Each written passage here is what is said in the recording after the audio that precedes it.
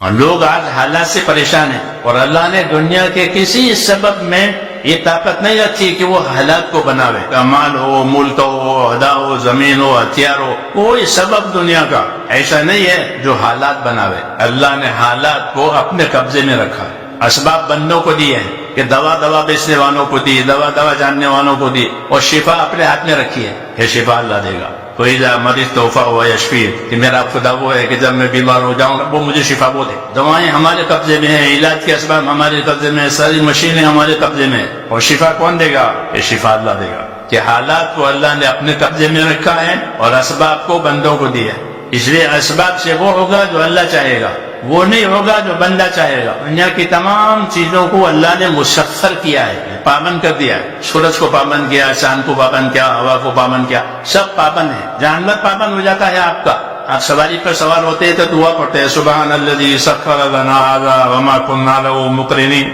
یہ پاک ہے وہ پروردگار جس نے اس جانور کو میرے تابع کر دیا، میری خدمت میں لگا دیا۔ سارے اسباب جو ہیں وہ قدرت کے تحت میں ہیں، تمام اسباب سے وہ چیز ہوگی تو اللہ چاہے گا۔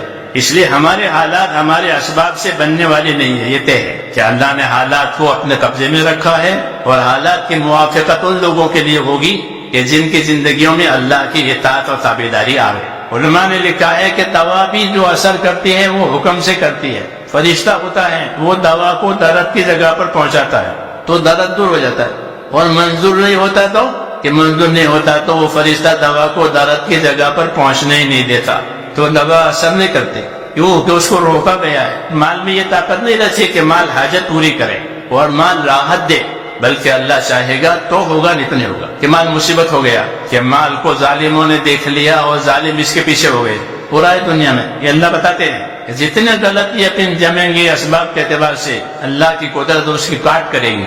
اس لیے میرے دوستو، سب سے زیادہ طاقتور چیز جو ہے وہ اللہ کا امر ہے۔ الا لہ الخلق والامر، مخلوق بھی اللہ کی اور امر اور حکم بھی اللہ کا۔ مخلوق میں وہ بات چلے گی جس کا اللہ امر کریں گے، اس لیے ہمارا رخ ہمارے دین نے اور ہمارے نبیوں نے اللہ کی طرف کیا ہے کہ تم سیدھا اللہ سے اپنا تعلق جماؤ اور لا الہ الا اللہ کہو کہ کام بنانے والی ذات ایک اللہ کی ہے، حالات بھی وہ پیدا کرے گا، اسباب بھی وہ پیدا کرے گا، نتیجہ بھی وہ پیدا کرے گا۔ ہمارے لیے اسباب اس لیے نہیں پیدا کیے کہ ہم اسباب سے محبت کر کے اسباب کے اوپر زندگی اڑ ڈالیں، بلکہ ہمیں اسباب اس لیے دیے ہیں ان اسباب میں اللہ تعالیٰ کا جو حکم ہے وہ ہم پورا کریں۔ ہمارا تاجر تجارت میں مال کے لیے نہیں لگے گا، ہمارا تاجر تجارت میں تجارت کا حکم پورا کرنے کے لیے لگے گا۔